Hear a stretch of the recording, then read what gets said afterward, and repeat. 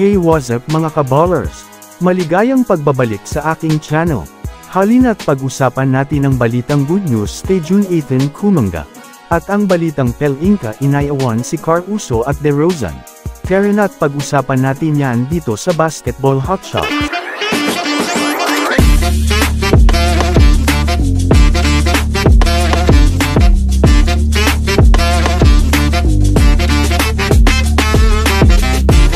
Una nga tayong ako mga kabowler sa balita patungkol sa kupunan ng Los Angeles Lakers. Alam naman nga po natin mga kabowlers na naging mainit nga po ang usap-usapan ngayon patungkol sa paglipat ni DeRozan at Carl Uso sa Lakers. Dahil napabalita na ito nga daw ang isa sa mga target na player na gustong makuha ng Lakers ngayong off-season. Ngunit sa pinakabagong balita ngayon patungkol dito mga kabowlers, official na nga pong tinapos ni Rob Pelinka ang patungkol sa trade rumors na ito. Ayon nga kay Rob Pelinka mga kabowlers, kapag hindi naman nga daw mga kabowlers, bumagsak at maganda naman ang maging karera ng Lakers ngayon ay hindi naman nga daw siya magdedesisyon na magkaroon ng trade sa kanilang kupunan.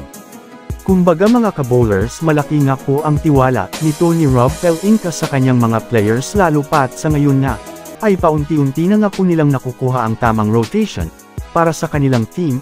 Umaasa naman nga daw ito na mas pag-iigihan pa ng kanyang mga manlalaro ang karera nila ngayong season. Samantala ako naman tayo ngayon mga kabowlers sa balita patungkol kay Jun-Ethan Kumonga ng Warriors.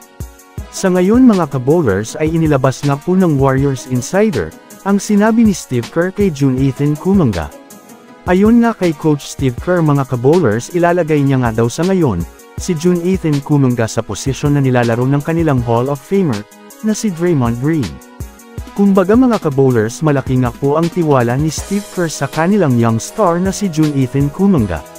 Para nga po sa kaalaman ng lahat mga kabowlers, magkakasubukan nga po mga kabowlers muli ang kupunan ng Golden State Warriors at itong Oklahoma City Thunder.